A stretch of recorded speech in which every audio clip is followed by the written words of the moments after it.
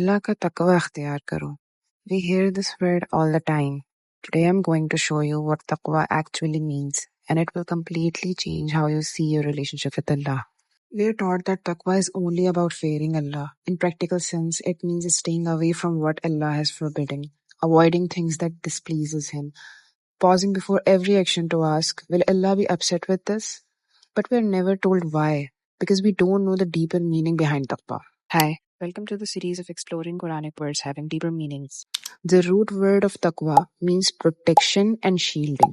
When you practice taqwa, you're building a protective shield around yourself, a barrier that protects you from every kind of evil, every kind of harm. You become surrounded by divine protection all the time.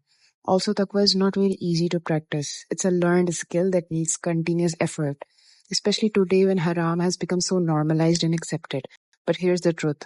Taqwa protects you from the kind of pain that's everywhere around us, the experiences that shatter people and leave permanent scars. Look around you. जब हम तकवा वाली life नहीं जीते, तब life में इतने problems क्यों होते हैं?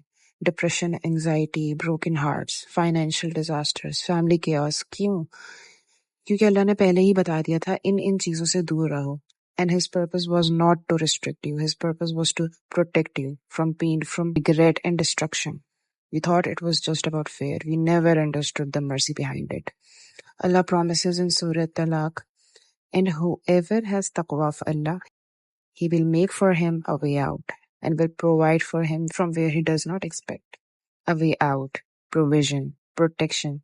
That is what taqwa gives you as a result for your effort towards Allah subhanahu wa ta'ala. So the next time you hear have taqwa, don't think I need to be scared. Think I'm protecting my soul.